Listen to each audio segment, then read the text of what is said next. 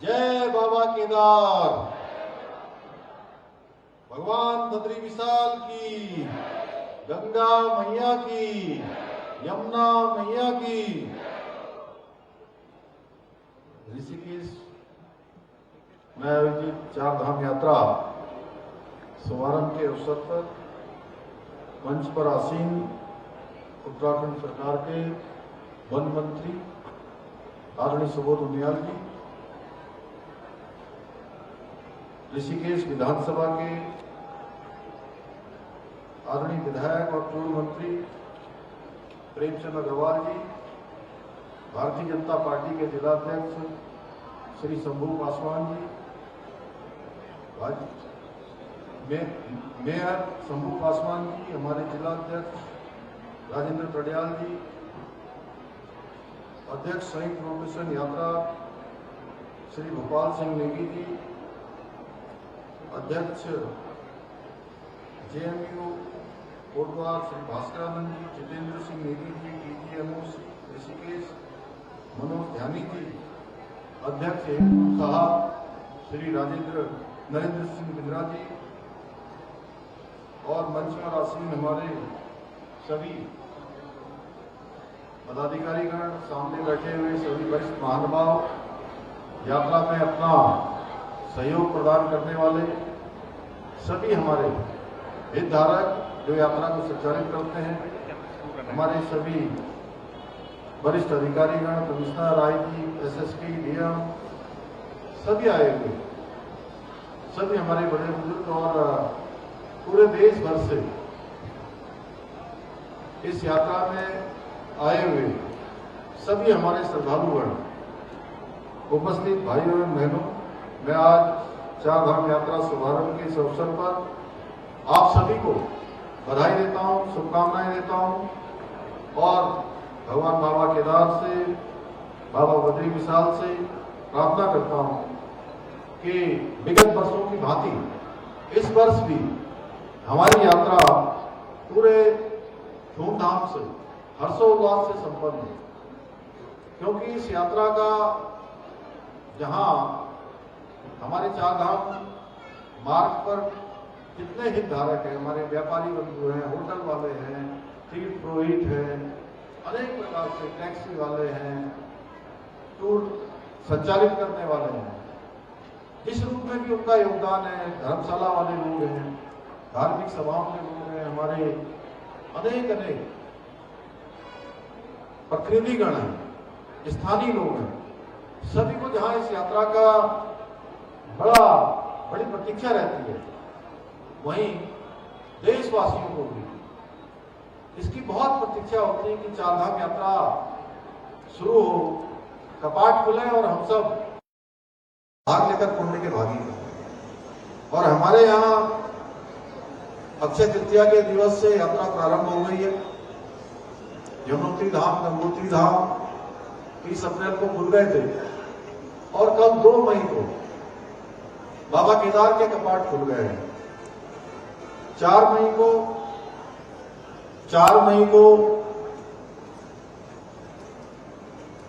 भगवान बद्री विशाल के कपाट खुलेंगे और 25 मई को हेमकुंड साहब के कपाट भी खुल जाएंगे। तो ये यात्रा हमारी अच्छी हो, सभी के लिए सुव्यवस्थित हो और जो आने वाले यात्री हैं उनको कम से कम परेशानियों का सामना करना पड़ेगा और उनकी सुरक्षा हमारे लिए सर्वोच्च प्राथमिकता है। और हम सभी देवभूमि उत्तराखंड के लोग अत्यंत भाग्यशाली हैं कि हमें उस पुण्य भूमि में जन्म लेने का सौभाग्य प्राप्त हुआ है जहां पर पूर्ण क्रम में देवी देवताओं का वास है और पूरी देवभूमि देवों से आच्छादित है, हमारे देव स्थानों से आच्छादित है। इतना भी बड़ा सौभाग्य, इससे भी बड़ा कि चार धाम यात्रा को सुखद, सुरक्षित और सुव्यवस्थित बनाने का भी सौभाग्य हमको मिलता है, क्योंकि मैं ऐसा मानता हूं कि चार धाम यात्रा में जो लोग चार धाम यात्री हैं वो तो यात्रा करके पुण्य के भागी बनते ही बनते हैं, लेकिन जो हमारे स्टेक होल्डर है, हितधारक हैं, जो लोग यात्रा को संचालित करते हैं और जब चारधाम यात्री अपनी यात्रा सकुशलता पूर्वक संपन्न करते हैं तो उनकी यात्रा का पुण्य उनको तो प्राप्त होता ही है, लेकिन जो लोग भी चारधाम यात्रा में चारधाम यात्रियों को सहयोग करते हैं वह भी पुण्य के भागी बनते हैं, चाहे वो हमारे अनेक चारधाम रोटेशन वाले लोग हों, हमारे अन्य हितधारक हों, होटल वाले हों, टैक्सी वाले हों, टूर वाले हों, हमारे धर्मशालाओं वाले हों, विभिन्न धार्मिक संगठनों के लोग हों, स्वयंसेवी संगठनों के लोग हों, वह भी उस चारधाम यात्रा के भले ही वो साक्षात दर्शन नहीं करते हों, लेकिन उसके बाद भी वो पुण्य के भागी बनते हैं। तो इसलिए हम सभी का दायित्व है कि हम इस महत्वपूर्ण जिम्मेदारी का पूरी निष्ठा के साथ, पूरे समर्पण के साथ, पूरे अपनत्व के साथ और ईमानदारी से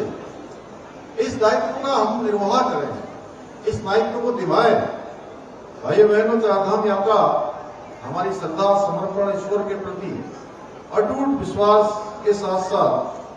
प्रत्येक वर्ष करोड़ों श्रद्धालुओं को आत्मिक शांति और आध्यात्मिक ऊर्जा भी प्रदान करती है। पतित पावनी मां गंगा के आशीर्वाद से प्रतिवर्ष चारधाम यात्रा अपने नए नए कीर्तिमान स्थापित कर रही है। पिछले वर्ष लगभग 36 दिनों तक ये यात्रा बाधित रही। बड़ी आपदा राज्य के अंदर आई थी। चारधाम जो मार्ग था वो मार्ग पूरी तरह से क्षतिग्रस्त हो गया था और लगभग 36 दिन तक यात्रा नहीं हो पाई, लेकिन उसके बावजूद भी आस्था और श्रद्धा कम नहीं हुई। 46 लाख लोगों ने चारधाम में आकर चारधामों के दर्शन किए। एक बड़ा आंकड़ा था। मुझे विश्वास है कि इस बार भी ये यात्रा न केवल अपने पहले के सारे रिकॉर्ड तोड़ेगी, बल्कि श्रद्धा, व्यवस्था और व्यवस्थित यात्रा, जिसके बारे में अभी भाई हमारे सुबोध मिया जी ने कहा, प्रेमचंद अग्रवाल जी ने कहा, तो नए मानदंड भी स्थापित करेगी और हम सुरक्षित चारधाम यात्रा के लिए दृढ़ प्रतिज्ञ हैं। पिछली बार 2024 की जो यात्रा हमारी चारधाम यात्रा संपन्न हुई और 2024 की चारधाम यात्रा के संपन्न होते ही हमने 2025 की यात्रा की तैयारी शुरू कर दी थी और अनेक स्तरों पर हमने इसके लिए अलग अलग समीक्षा बैठकें की है। इसके पीछे हमारा हेतु है कि किसी भी प्रकार की असुविधा को पहले ही समाप्त किया जा सके, आने वाले तीर्थ यात्रियों को कम से कम परेशानियों का सामना करना पड़े। वैसे तो चारधाम यात्रा में जो हमारा कठिन मार्ग है, सड़क बन गई है। आदरणीय प्रधानमंत्री जी के नेतृत्व में जिस प्रकार से चारधाम ऑलवेदर रोडें बन गई है, यात्रा आसान हो गई है। आप सब लोग यहाँ से रुद्रप्रयाग कब पहुंच जाएंगे, यहाँ से आप केदारनाथ वाले रास्ते में कब पहुंच जाएंगे, आपको पता ही नहीं लगेगा। आप यहाँ से सीधे भगवान बद्री विशाल के दरबार में कब पहुंच जाएंगे, 5-6 घंटे में आपको पता ही नहीं लगेगा। इतनी अच्छी रोडें बन गई है। आप यमुनोत्री जाने वाला, गंगोत्री जाने वाला मार्ग बहुत अच्छा बन गया है। लेकिन उसके बावजूद अगर आप यमुनोत्री जाते हैं तो लगभग 6 किलोमीटर की यात्रा आपको पैदल करनी पड़ती है, कठिन होती है। जो वृद्ध होते हैं, जो शारीरिक रूप से कमजोर होते हैं, उनके लिए यात्रा अत्यधिक कठिन हो जाती है। इसी प्रकार केदारनाथ जी जाने वाले उनकी यात्रा भी लगभग 10-12 घंटे लग जाते हैं पैदल मार्ग में। और हेमकुंड साहब जाना तो इंदिरा जी और भी कठिन। लेकिन मैं प्रधानमंत्री जी का आप सबकी तरफ से, देवभूमि उत्तराखंड के लोगों की तरफ से और पूरे देश भर के आए हुए तीर्थयात्री श्रद्धालुओं की तरफ से प्रधानमंत्री जी का धन्यवाद करता हूं कि अब आने वाले समय में कुछ वर्षों के बाद जिस प्रकार से प्रधानमंत्री जी के नेतृत्व में भारत की सरकार ने हमको 4000 करोड़ से भी अधिक का गौरीकुंड से हेमकुंड, गौरीकुंड से केदारनाथ और गोविंद घाट से हेमकुंड साहब का रोपवे स्वीकृत कर दिया है। और पूरे देशवासियों की तरफ से क्योंकि पूरे देश के लोगों की आस्था श्रद्धा के स्थान है हमारे, और उनकी यात्रा भी बहुत आसान हो जाएगी। जो शारीरिक रूप से कमजोर हैं, जो हमारे बुजुर्ग हैं, और वो यात्रा जो कई दिनों की और घंटों की होती है, कई घंटों की पूरे दिन भर की यात्रा होती है, 2-2 दिन की यात्रा होती है, 3-3 दिन की यात्रा होती है, वो यात्रा आने वाले समय में कुछ ही घंटों में संपन्न हो जाएगी। हमारा प्रयास रहेगा भाइयों बहनों कि प्रत्येक श्रद्धालु जो इस यात्रा को पूरा करके अपने घर लौटे, चारधाम यात्रा को, तो देवभूमि उत्तराखंड में जो समय उसने बिताया है वो अपने हृदय में स्वर्णिम स्मृतियां सजोकर वापस जाए। एक अच्छा अनुभव देवभूमि का और देवभूमि के लोगों का अपने साथ लेकर जाए। मैं संयुक्त रोटेशन यात्रा व्यवस्था समिति का हृदय से आभार व्यक्त करता हूं, जो इतनी विशाल संख्या में आने वाले श्रद्धालुओं का, जैसा अभी बता रहे थे आप, हमारे संचालक महोदय बता रहे थे कि किसी प्रकार की कोई सहायता नहीं है, उसके बावजूद भी सच में मैं तो ये कहूंगा कि किसी प्रकार की सहायता नहीं देते तो सच्चे अर्थों में आप भी चारधाम यात्रियों के भांति पुण्य के भागी बनेंगे। आपकी पूरी टीम आपको जरूर इस चारधाम यात्रा का जो पुण्य है वो प्राप्त होगा। मैं दावे के साथ कह सकता हूं कि आने वाले श्रद्धालुओं को सकुशल यात्रा कराने में आपका बहुत विशेष सहयोग है, पूरी टीम का। मुझे बताया गया कि समिति के अंतर्गत प्रदेश की 9 परिवहन संस्थाएं आती हैं जो श्रद्धालुओं को यात्रा संपन्न कराने में अपना हर स्तर से सहयोग प्रदान करती है। मुझे जानकर अत्यंत गर्व और आश्चर्य कि ये परिवहन संस्थाएं लगभग 72 वर्षों से इस काम को आगे बढ़ा रही हैं। जब बहुत कठिन स्थितियां थी, बड़े चुनौतीपूर्ण ये यात्रा होती थी, मैंने पहले कहा कि इतना सारा काम आदरणीय प्रधानमंत्री जी के नेतृत्व में होने के बाद भी अब भी ये यात्रा कठिन है, तो 72 वर्ष पूर्व जब ये समिति ने काम करना प्रारंभ किया होगा तो उस समय पर्वतीय मार्गों का निर्माण और विस्तार तक नहीं हुआ था। तब से लोग चारधाम यात्रा में अपना योगदान देते आ रहे हैं। ये सभी संस्थाएं सभी वाहन धारकों को समान अवसर देते हुए यात्रा के ट्रैफिक नियंत्रण में भी अपना अहम योगदान देती हैं। और मैंने इस बार हमारे सभी अधिकारियों से जो चारधाम यात्रा में मुख्य रूप से जिनका दायित्व है, जिनकी जिम्मेदारी है, कि लगातार हमारे जितने हितधारक हैं जो भी यात्रा को संपन्न कराने में अपना योगदान देते हैं, यात्रा को चलाने में योगदान देते हैं, उन सभी से लगातार संवाद स्थापित किया जाए, लगातार उनसे बातें की जाए। मैं इस अवसर पर इन सभी संस्थाओं से जुड़े हुए सभी व्यक्तियों का दिल की गहराइयों से आप सभी का आभार व्यक्त करता हूं, आप सबका धन्यवाद करता हूं। भाइयों बहनों, आदरणीय प्रधानमंत्री जी के नेतृत्व में आज देश के अंदर अनेक ऐतिहासिक कदम उठाए जा रहे हैं। चारधाम यात्रा को और बेहतर बनाने के लिए भी कई कदम उठाए गए, जहां मैंने बताया कि हेमकुंड साहब, केदारनाथ का ropeway, Chardham all weather road है, हमारे यहाँ की हवाई सेवाएं, स्वास्थ्य सेवाएं, अनेक काम हुए हैं। वहीं केदारनाथ का जो 2013 की आपदा के बाद जिस प्रकार से बाबा केदार का पूरा प्रांगण क्षतिग्रस्त हो गया था और यात्रा कुछ हजारों में रह गई थी। भाइयों बहनों, जहां एक तरफ मास्टर प्लान के तहत नवनिर्माण और पुनर्निर्माण का कार्य वहां संपन्न होने जा रहा है, भव्य केदार और दिव्य केदार बन रहा है, वहीं भगवान बद्री विशाल का परिसर और उसके आसपास का क्षेत्र एक नए मास्टर प्लान के तहत एक नया स्वरूप भगवान बद्री विशाल के प्रांगण का होता जा रहा है। अनेक काम प्रधानमंत्री जी के नेतृत्व में हो रहे हैं और यात्रा उनके गुफा में प्रवास के बाद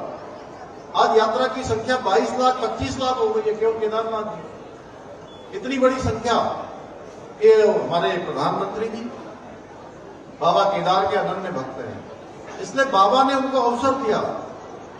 बाबा ने अवसर दिया कि उनके नवनिर्माण और पुनर्निर्माण का कार्य कोई और नहीं करेगा, उनका अनन्य भक्त हमारे प्रधानमंत्री श्री नरेंद्र मोदी जी करेंगे। इसके अतिरिक्त अन्य भी बहुत सारे काम किए जा रहे हैं, चाहे चिकित्सा सुविधाएं हो, यातायात प्रबंधन हो, सुरक्षा व्यवस्था हो, इसको लगातार मजबूत करने का काम हो रहा है। हमारा प्रयास है कि जब भी कोई श्रद्धालु चारधाम यात्रा में आए तो उन्हें सभी आवश्यक सुविधाएं उपलब्ध कराई जाएं, ताकि वो बार बार उत्तराखंड आने का मन बनाए। जब भी उनका यात्रा का प्लान बनने लगे, घर में बात होने लगे, तो उनके मन में हमेशा ये बात आनी चाहिए कि उत्तराखंड ही जाना है, उत्तराखंड के लोग इतने अच्छे हैं, उत्तराखंड के व्यवस्थाएं इतनी अच्छी हैं। अब वो केवल काम दायित्व केवल सरकार का नहीं है, सरकार एक नोडल एजेंसी जैसी है, नोडल व्यवस्था है, लेकिन चारधाम यात्रा और चारधाम यात्रा में आने वाले श्रद्धालु जब अपनी यात्रा सफलतापूर्वक कर लेंगे, अच्छा अनुभव लेकर जाएंगे, उसके लिए जरूरी है कि हम सब लोग संयुक्त रूप से इस प्रयास को आगे बढ़ाएं। हम संयुक्त रूप से आगे बढ़ाएंगे तो निश्चित रूप से हम सबको सफलता मिलेगी। भाइयों बहनों, इस बार यात्रियों की सुविधा के लिए हमने हरिद्वार, हरबटपुर, नया गांव, ऋषिकेश ट्रांजिट कैंप में ऑफलाइन रजिस्ट्रेशन की सुविधा भी शुरू की गई है, जिससे तकनीकी साधनों से वंचित कोई भी श्रद्धालु, कोई भी चारधाम यात्री इस यात्रा से वंचित न रहे। इसके साथ ही यात्रियों की जो सुगमता है और उनकी सुरक्षा को ध्यान में रखते हुए ऐसी सभी व्यवस्थाएं की गई है जिनसे चारधाम यात्रा के दौरान किसी भी प्रकार की उनको परेशानियों का सामना न करना पड़े, उनका यात्रा का अनुभव सहज,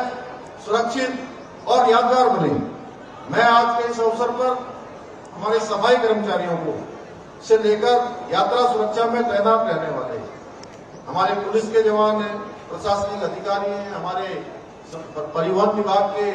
अधिकारीगण हैं, कर्मचारीगण हैं, अन्य विभाग हैं, उन सभी से भी अपील करता हूं कि वे लोग यात्रा के दौरान ऐसा कोई कार्य न करें जिससे यात्रा में आने वाले किसी भी यात्री को, किसी श्रद्धालु को परेशानी का सामना करना पड़े। भाइयों बहनों, जैसा मैंने शुरू में कहा था कि उत्तराखंड के कण कण में देवी देवताओं का वास है, इसलिए इस पुण्य भूमि को साफ सुथरा रखना, स्वच्छ रखना, यह भी हमारी जिम्मेदारी है। इसके लिए हमने पर्यावरण संरक्षण में स्वच्छता के लिए इस बार ग्रीन चारधाम यात्रा अभियान की शुरुआत की है, जिसके अंतर्गत 4 धारों में सिंगल यूज प्लास्टिक पर पूरी तरह उसके इस्तेमाल पर पूरी तरह से बैन किया गया है और इसका उपयोग न करने का संकल्प किया गया है। इसलिए मैं इस अवसर पर, जैसा कि हमारे मनोज जी कह रहे थे कि यहां से आज पूरे देश के अंदर संदेश जाने वाला है,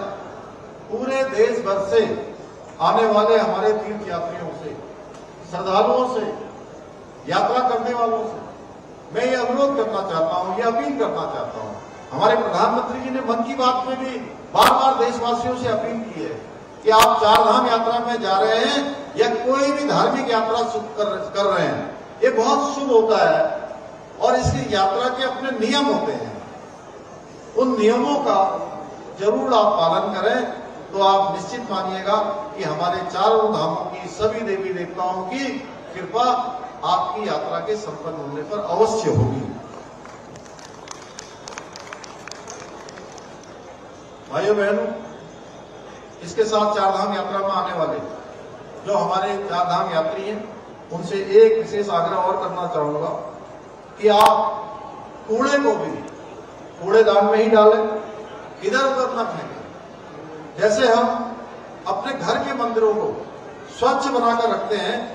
वैसे ही अपनी देवभूमि को हमें साफ रखना है। और देवभूमि, ठीक है, जिन्होंने यहां जन्म लिया है वो तो है ही, भगवान की सीधी कृपा उन पर है, लेकिन जो देवभूमि में आ रहे हैं, किसी भी कारण से आ रहे हैं, यात्रा में आ रहे हैं, तो ये मानिए कि देवों की कृपा उन पर भी उतनी है जितना कि जन्म लेने पर वालों पर, उनसे कम नहीं है। क्योंकि हम आने वाले समय में नीति आयोग, भारत सरकार से भी ये लगातार निवेदन कर रहे हैं कि हमको राज्य के अंदर जो हमारे यहाँ पर 1.25 करोड़ 1.5 करोड़ जो हमारे राज्य की जनसंख्या है, उससे कहीं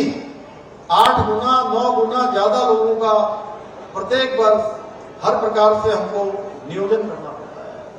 अनेक व्यवस्थाएं करनी पड़ती है, क्योंकि एक बड़ा फुटबॉल, चाहे वो चारधाम यात्रा हो, हमारी कावड़ यात्रा हो, अनेक धार्मिक यात्राएं हो, समय समय पर लगने वाले हमारे विशेष महोत्सव हो, मेले हो, उस पर भी एक बड़ी संख्या आती है और लगभग 8 से 10 करोड़ लोग। फुटबॉल इतना बड़ा हमारे राज्य के अंदर होता है। भाइयों बहनों, मैं आज के अवसर पर हम सभी ये संकल्प लें कि इस बार तीर्थ यात्रियों को ऐसी यात्रा कराएंगे कि देश ही नहीं बल्कि विदेशों में जाकर भी देवभूमि उत्तराखंड का यशगान करेंगे कि ऐसा सत्कार मिला, ऐसी अच्छी हमारी आवभगत हुई, ऐसा लोगों का अच्छा वहां पर हम लोगों के साथ व्यवहार था, वो एक मिसाल बननी चाहिए। और अभी तक कुल यात्रा में रजिस्ट्रेशन 27 अप्रैल से लेकर अभी 3 अप्रैल तक, 3 मई तक 65,800 ऋषिकेश और हरिद्वार में हुए और 32,400 ऋषिकेश कैंपों में हुए। और संयुक्त रोटेशन यात्रा समिति द्वारा कुल वाहन अभी तक 1700 और अब तक जो रवाना हुए हैं वो 120 वाहन रवाना हो चुके हैं और आज भी 10 वाहनों को रवाना किया जाएगा। सभी की संपूर्ण व्यवस्थाएं जो समिति के द्वारा और अन्य लोगों के द्वारा यहाँ से की जानी है वो हो गई है। और आज सवेरे प्रातःकाल भी 3,525 रजिस्ट्रेशन यहाँ पर हो चुके हैं। और इस बार रजिस्ट्रेशन पर, स्पॉट रजिस्ट्रेशन पर कोई प्रतिबंध नहीं है। पिछले साल स्पॉट रजिस्ट्रेशन पर 2500 का प्रतिबंध था, इस साल दिन में 12,500 स्पॉट रजिस्टर हो जा रहे हैं अभी तक। एक बड़ी संख्या है और ये सब व्यवस्थाएं हमारे सभी स्टेक होल्डरों से बात करने के बाद जो उनके सुझाव मिले हैं, जो उन्होंने यात्रा को और सुव्यवस्थित बनाने के लिए जो भी हमारे अधिकारियों को सुझाव दिए, मुझे सुझाव दिए, हम उसको धरातल पर उतार रहे हैं। फिर से मैं एक बार आप सभी से यही आग्रह करता हूं कि आज अपनी यात्रा शुरू करने वाले जो हमारे सभी यात्रियों की सफल और सुरक्षित यात्रा की पुनः कामना करता हुआ आप सबका बहुत धन्यवाद करते हुए और शुभकामनाएं देते हुए कि जो पिछले वर्षों के अनुभव हैं वो अनुभव हमारे इस बार की यात्रा को और अच्छा बनाने में मददगार साबित होंगे। भगवान बद्री विशाल की, बाबा केदार की, हमारे यमुनोत्री गंगोत्री धाम, हेमकुंड साहब, गंगा मैया की कृपा हम सब पर होगी और एक रिकॉर्ड इस बार यात्रा का बनेगा। इतना ही आप सबसे निवेदन करते हुए मैं अपनी बात समाप्त करता हूँ। धन्यवाद। धन्यवाद माननीय मुख्यमंत्री जी, आपका बहुत बहुत आभार। हमारे बीच में